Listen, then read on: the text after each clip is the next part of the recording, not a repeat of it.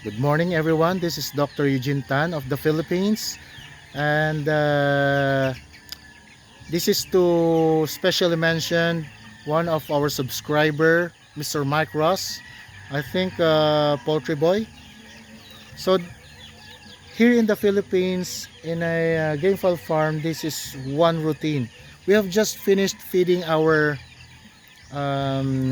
early bird season game fowls. So here they are. These are some what is left who are not yet done feeding.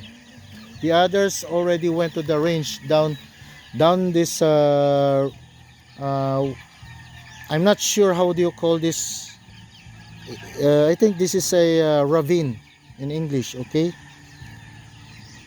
because here in our around this farm, we have one side that is really steep.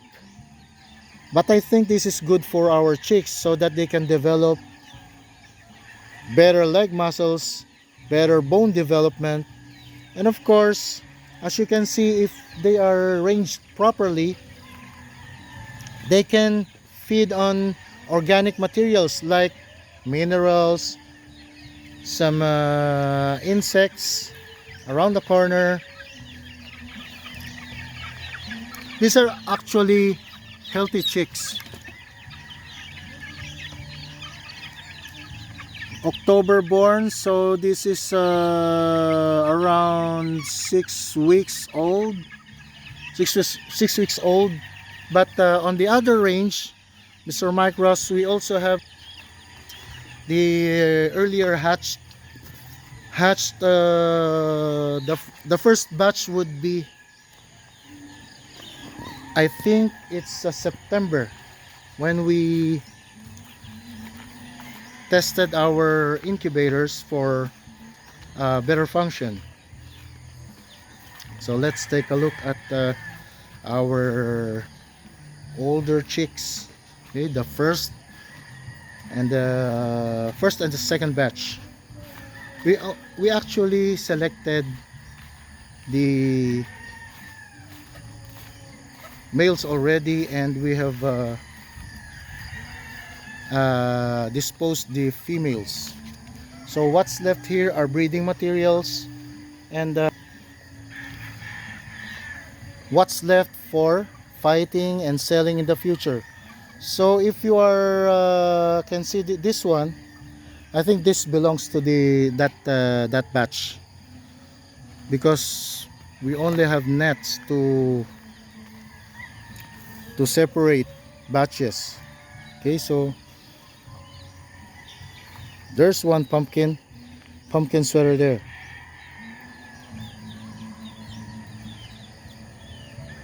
After feeding, what these chicks do is feed on the organic materials.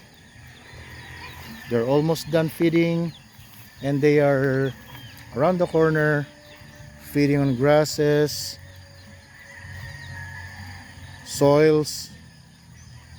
That's the way they get some other trace minerals and other nutritional components needed for their growth. After a month, maybe in January 2024, the banding committee will commence wing banding, so that to identify that these birds were actually born in October or November. The reason they are banding or applying wing bands is to identify birds, so that when the competition comes, as much as possible, fair play will be executed. So not to pit very old birds against the stags, or to avoid the cheating, and to commence with the very good sport here in the Philippines, which is a part of our culture. I think here in I think when it comes to cockfighting,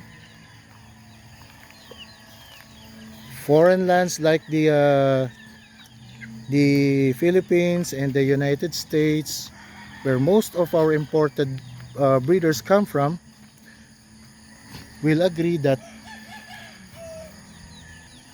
we really have love for these sports, and the friendship between the Philippines and the United States when it comes to game fowl is one truth or evidence that we came a long way. We share the same passion for this kind of sport. So here are some of our corded breeding materials.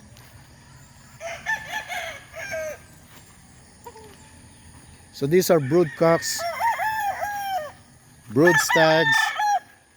This one is a I think this is a bull stag already, but this is a yellow-legged hatch that we will be using for our breeding of the local batch, local season. This is a dragon hatch that we have developed, and we also have the lemons, the famous lemon breed. Very intelligent, very good, very good in cutting, very good in very intelligent bird. Okay. Then we also have the corded